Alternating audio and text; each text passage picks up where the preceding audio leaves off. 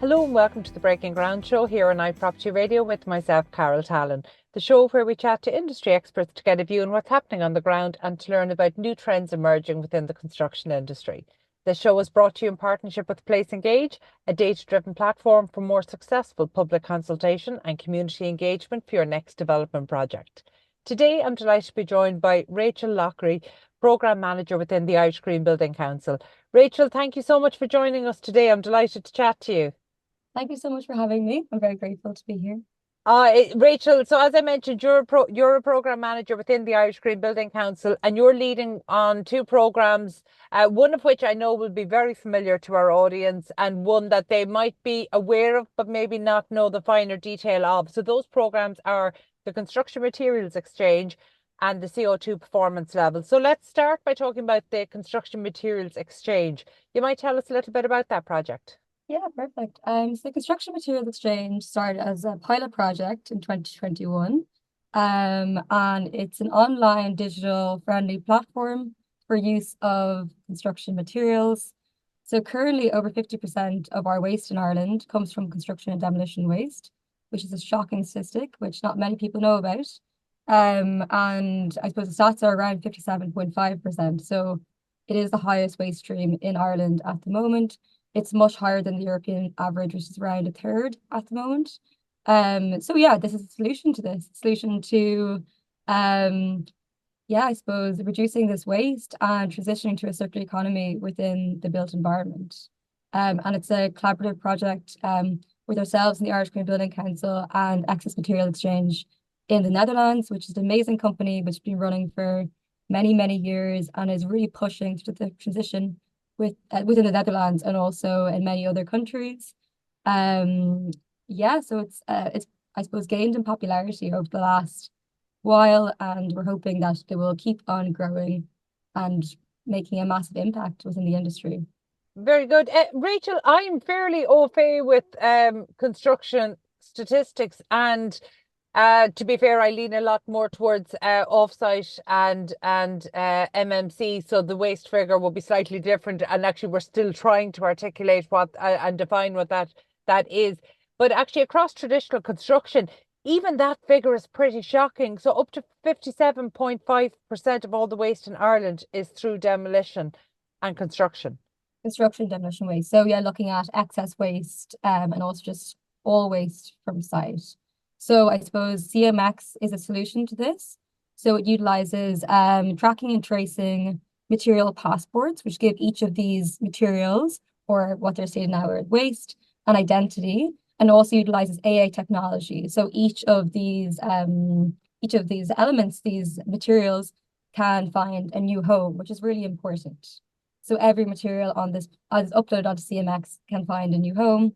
And for CMX, we're focusing at materials at scale. And yeah, we're looking for big organizations to get involved. So I suppose CMX aligns with, the Climate Action Plan, aligns with the Circular Economy Act, which is incredibly, it's a really big statement to make in Ireland that we need to start taking action to push forward this. And it's aligning to EU taxonomy, and all of the agendas that are coming in with the European Union. We need to, this is, I suppose, an action that can be taken now. And yeah, there's been a number of companies that have been involved already, kind of public authorities, I suppose private companies as well. And yeah, I can definitely see it growing and growing in the future as we transition more from the linear economy to the circular economy in the built environment.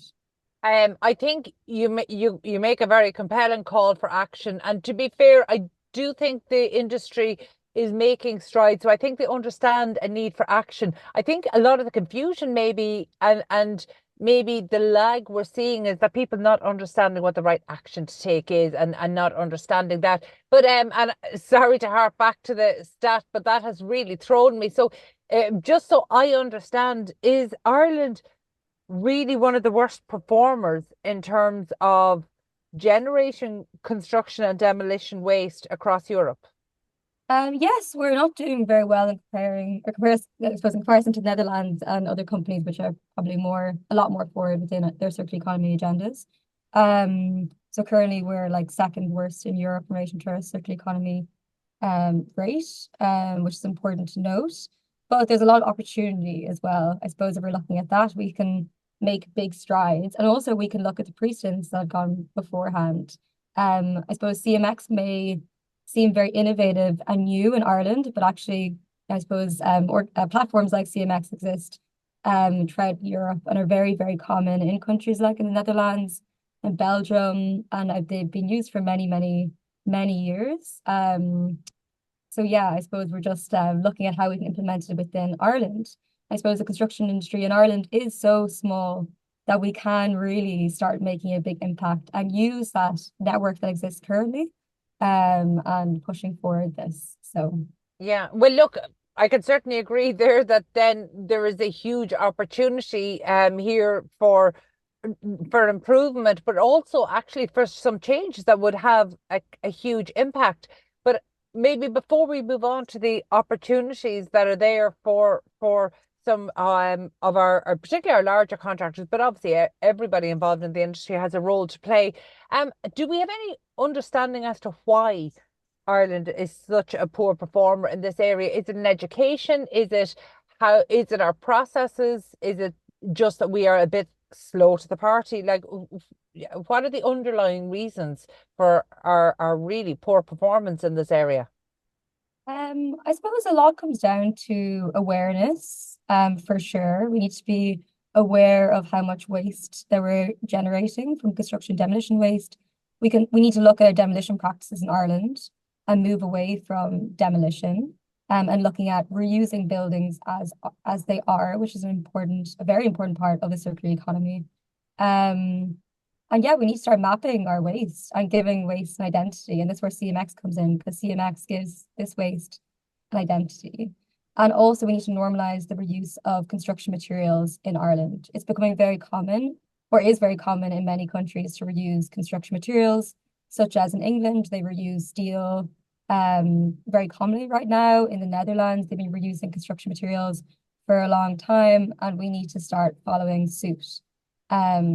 So it is important, and that, I suppose, links to circular procurement, which is we're looking at using the CO2 performance ladder, how we can implement circular procurement in a very easy way, and the CO2 performance ladder can help with that. So I suppose a lot of organizations in the construction industry really want to make a big impact, and I suppose going and uploading materials on CMX, procuring materials off CMX, and using the CO2 performance ladder as a management tool and a green public procurement tool. They're all here to help this process. Do we have any stats around what the cash cost and the carbon cost of waste, construction and demolition waste in Ireland is right now? I suppose and the reason I'm asking the question is because I'm drawing a parallel between Ireland having some of the highest construction costs, not just across Europe, but globally. And then it's very difficult to marry that with some of the stats. Like, for example, we pay our construction workers the second lowest across the Eurozone, according to a report last year. And so some of the stats don't make sense in terms of, we talk a lot about regulation in Ireland and that being a huge cost, obviously planning delays, uncertainty, adding to project costs.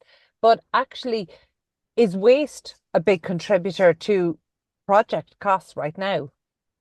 Yes, of course. I suppose, taking that waste from site and getting rid of it is a cost. It's a very, very, very high cost. It's led to some large organizations, for example, to start mapping their waste using tools such as Smart Waste, for example, is an amazing digital tool that maps your waste and showcases the carbon emissions you're saving. But CMX also does this. And when you upload material onto CMX, you can get an environmental and financial costing on that material to showcase what is the financial gain and what is how much carbon emissions you're saving. And then if you're a procurer taking the material off CMX, you can see how much carbon emissions you are saving. And not only that, you're not extracting from the earth as well. and you are, I suppose, implementing circular economy principles from the very beginning of your design stage. And the Irish Green Building Council is creating a circular economy roadmap right now. And it's very much looking how we need to implement circular economy principles from the very beginning of a project. That is so, so important. And when we're looking at what materials to choose, CMX allows us to choose non-virgin materials. Because I suppose I envision a future, for example, as an architect, just sitting there saying, okay, I can choose either virgin materials and stay within the linear economy, or I can choose existing materials to use within this building and be in a circular economy. So we have a choice what road we want to go down. And yes, I suppose CMX enables that choice to happen. And that's why it's such a vital piece of infrastructure for us to transition to a circular economy in the built environment. You know, that makes absolute sense. And it occurs to me, seeing some of the journeys that particularly some main contractors are on in terms of trying to embrace the circular economy, it feels to me that maybe they're ignoring some opportunities for easy wins here in terms of rethinking waste and maybe just understanding how that can fit into the procurement. Because again, you know, construction is such a regulated, it's such a regulated industry. The products that are used are tightly regulated. So how does that provided for through the platform? You might just talk us through, you know, you talked about mapping waste, which I don't understand that concept. You might just kind of explain that for people who aren't familiar with it. I suppose if you're on a site, you're working on a site, for example, there is a lot of waste that comes from so many different things. For example, packaging, excess materials, which is basically over ordering of materials in case there's any defects in materials. And just waste from site can just be soil and stone. When you're doing enabling works in a site, you're digging into the earth and you're taking that soil and stone, and where does it go? You know, so it's looking at how we are I suppose looking at how we're engaging with the land that we're building on, and looking at how we're ordering materials as well. And if there is any waste, which generally there is on a site, of course, as you can see, the stat is so high, 57.5% of our waste comes from construction demolition waste.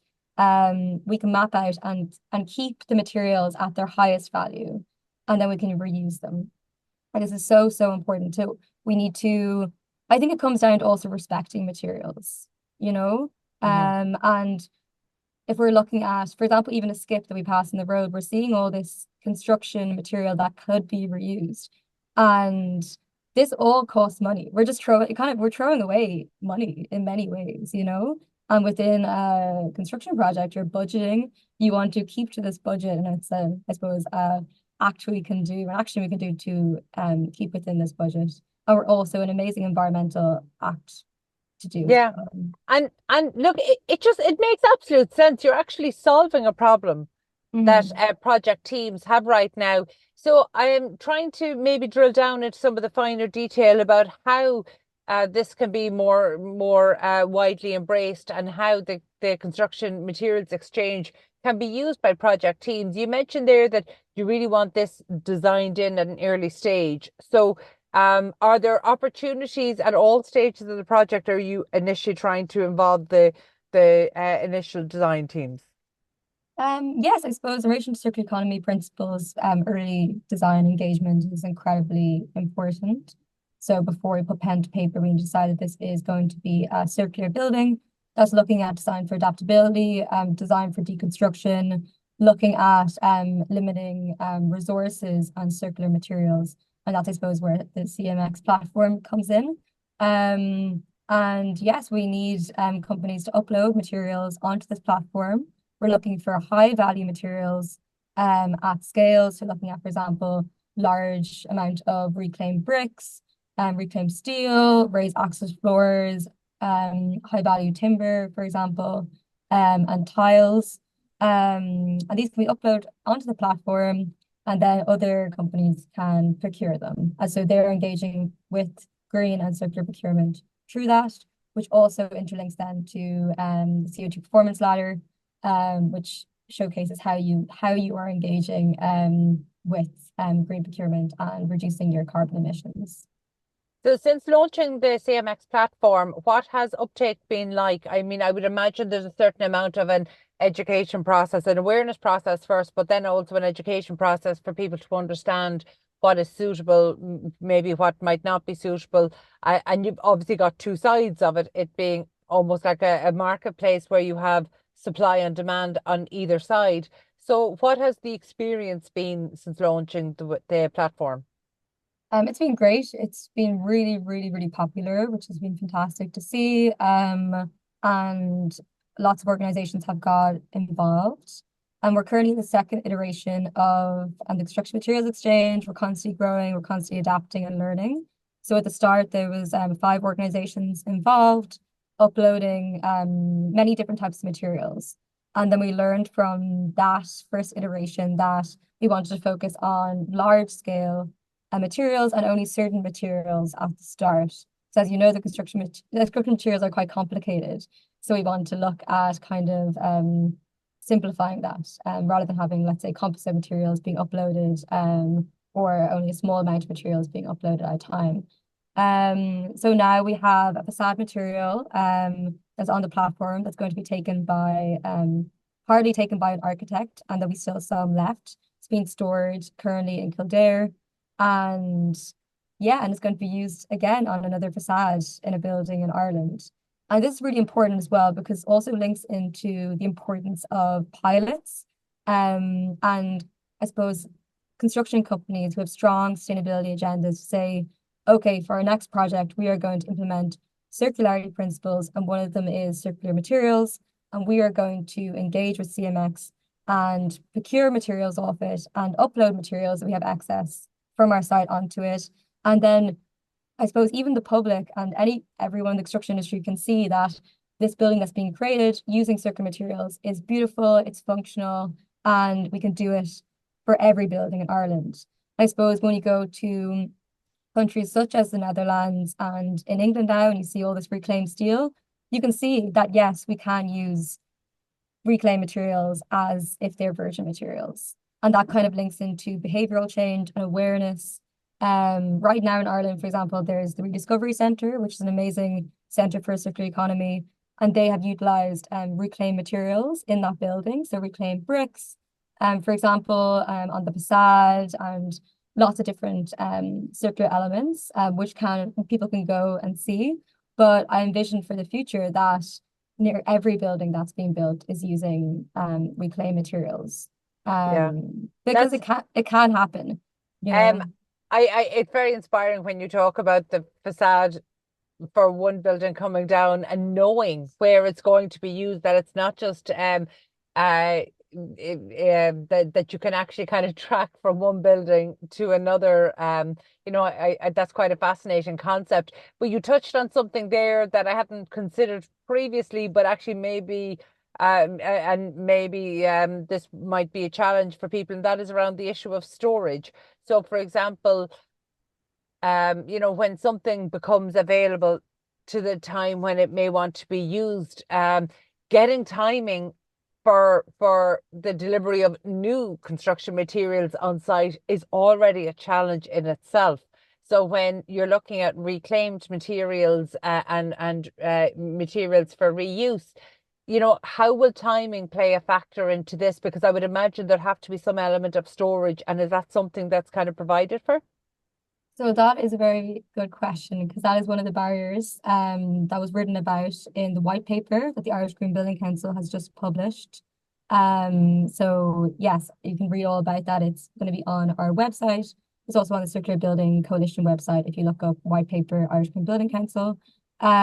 Storage is an issue. So right now, materials uploaded onto CMX have to have their own storage. So this facade material that I've stated is the contractor has storage material. But in the future, what I envision is that local authorities provide storage for these materials. And there is an amazing precedent in Germany that was created by a company called Concular. and they collaborated with municipalities in Germany to create large storage units for construction waste or materials that are going to be reused. So the project is called the Urban Mining Project, and it all occurred because one municipality in Germany wanted to reduce their construction and demolition waste and collaborated with this amazing company called Concular. So if they did it in Germany and it's shown to be successful, why can't we do it here in Ireland? And this is all aligned to the Climate Action Plan, the Circular Economy Act. It's aligned to every single initiative we have in Ireland, the whole of Ireland Circular Economy Plan. It's all there. So I suppose what I'm seeing now and from my mapping of these initiatives is that Ireland is ready to do this. We want to do it. So that would solve the storage issue. Yeah, and we have that now. that would be an interesting storage solution for a couple really coming at it from a slightly different perspective as well. Like the concept of urban mining, that's very well named, because it is absolutely urban mining. So that's really interesting.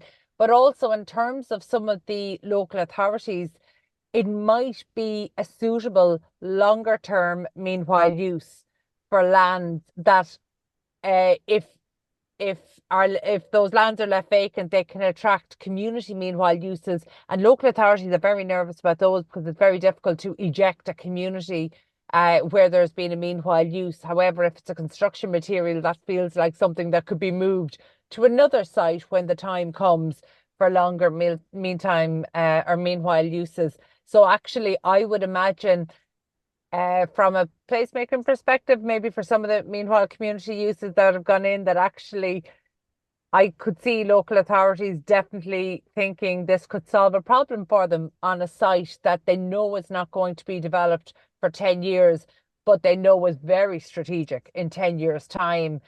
So that's a particularly interesting one. So I suppose, I'm conscious of your time here as well, and thank you so much for taking us through the platform. But I mentioned there at the start that actually I do believe there's an appetite to take action across the industry, but maybe a little bit of confusion as to what that action might be.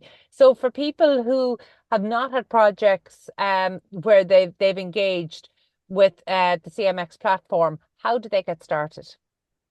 So if you email me, my email is rachel@igbc.ie, and we can start a conversation about how you can get involved. And I'll reach out to Access Material Exchange and we can create an onboarding meeting. If you're interested, that's if you're interested in uploading materials right now onto the platform. If you're interested in procuring materials on the platform, if you go to the Irish Green Building Council website and look at the tab CMX, it will lead you to the CMX platform and you can view the materials that are there. And then all you have to do is register. And all you need to do is have your email and just create a password. And then you can contact the company who has material stored. And you can say that you would like the material, and then you start that conversation and you go to the storage facility, you collect it, and that's how it works. So it's very, very simple. I suppose Ireland, yet again, is very small, so it's easy to do these things. No, absolutely, Rachel. And just in terms of payment for these, is this an absolute exchange? Are people paid? Is there a market rate? Like what's the transaction side of this? So it depends. The transaction is between the two parties. So the two parties decide on the payment. There's also a new auction tab on CMX that you can auction in relation to the materials.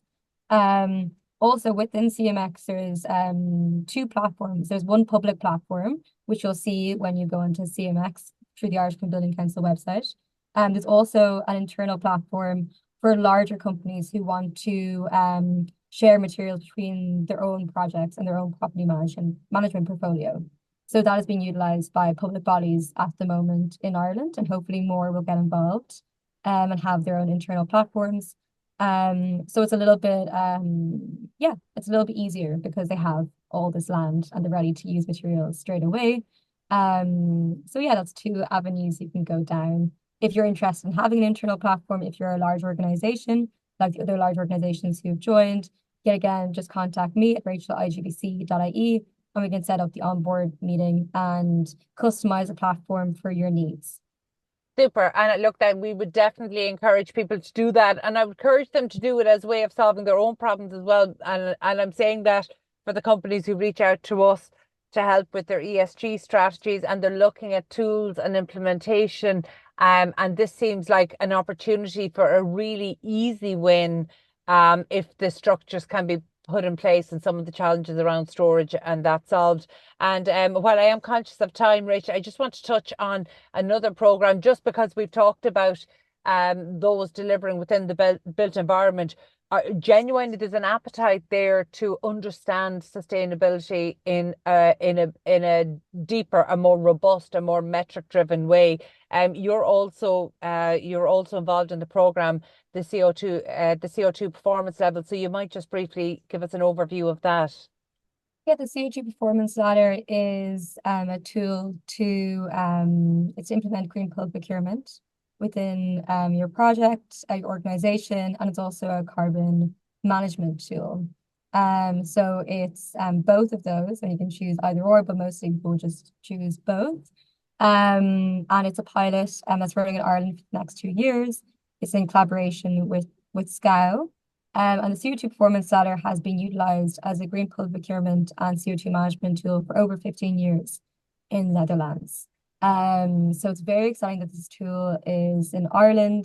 There's a large procurer in Ireland who has been using the tool for the last few months and has implemented it within their tendering procedure. So, and how that works is the procurer implements the CO2 performance ladder in this tendering procedure. The tenderer chooses a level on the CO2 performance ladder, so it's level 1 to 5. And this is linked to scope 1, 2, or 3 emissions. So that is how it works. And the tenderer who wins gets a discount within their tender, and they have to showcase how they're reaching the level that they've chosen. What's really exciting in relation to the project that is, I suppose, using the CO2 performance ladder now, that each tender that went for the project went into using the CO2 performance ladder. So there's an option to opt out, but they all went in and used it, which is really, really exciting, and also at quite high levels. So what I've seen from the CO2 performance ladder, and I suppose rolling out this pilot, is that a lot of organizations are actually implementing reduction of scope 1, 2, and 3 emissions, but they have no way to show it. Where the CO2 performance ladder at the end gives you a certificate saying that you've reached this level. So over 5,000 organizations are using the CO2 performance ladder worldwide, and it's been proven as the best in practice in relation to reducing emissions and green pull procurement actions by so many organizations. So it's it's a tool guaranteed to, I suppose, reduce your carbon emissions. Excellent. And industry-wide as well, which is important.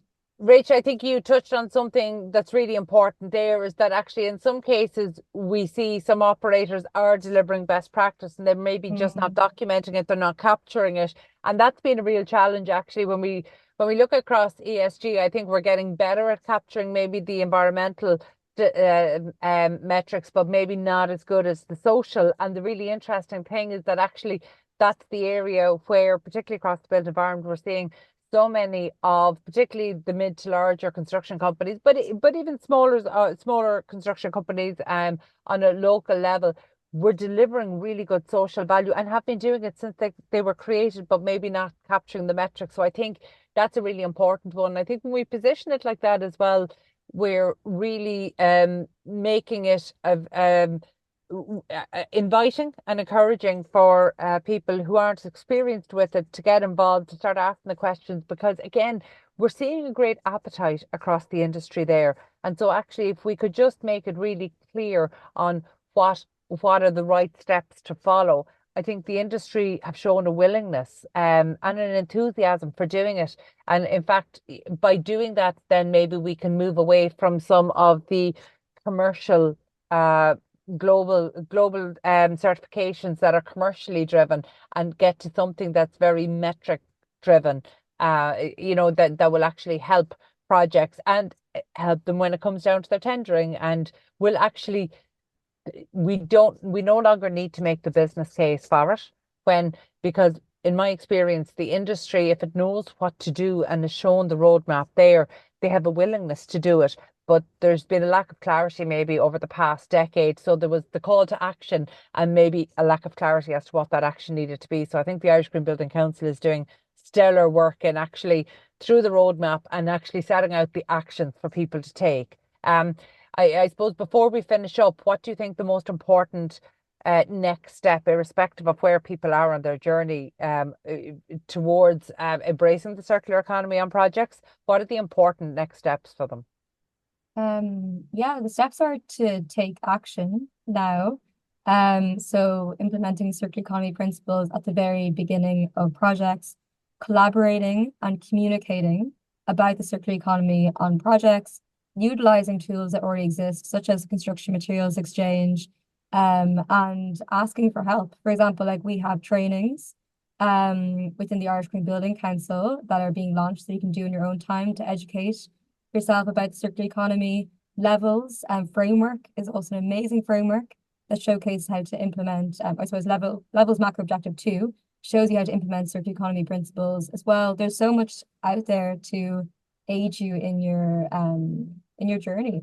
Also in relation to the CO2 performance ladder, please reach out to me at rachel@igbc.ie to see how you can engage with the CO2 performance ladder and reduce your emissions. We also have a webinar coming up on Thursday at 1 p.m. about the CO2 performance ladder, and also a speaker from Utrecht municipality in the Netherlands, showcasing how they've used the CO2 performance ladder for years. And the Irish Green Building Council has a conference coming up looking at circularity as one of the topics in May. And we have so many ways to get involved. But the main thing is to, yeah, I suppose, educate yourself and spread this awareness and start where you're at. The main thing is just to take one step at a time, and we will get to a circular economy if we all just start stepping towards that direction. Yeah, no, that's great. Just literally take the next steps. Rachel, thank you so much for taking us through that. And again, well done to you and the team at the Irish Green Building Council. I think there's stellar work being done to really try clarify what needs to be done and then amplify that message. So we're happy to support in any way that we can. And we absolutely encourage those, irrespective of where they are on their sustainability journey, to get involved. So thank you so much. That was Rachel Loughrey, Programme Manager within the Irish Green Building Council. My thanks to show producer Katie Tallon and to the production team at Hear Me Roar Media. Also thanks to Place Engage for making these conversations possible. And thank you indeed for tuning in. We'll catch you on the next episode of Breaking Ground. In the meantime, please be sure to check out all of the other Irish and international real estate and construction shows here on iPropertyRadio.com.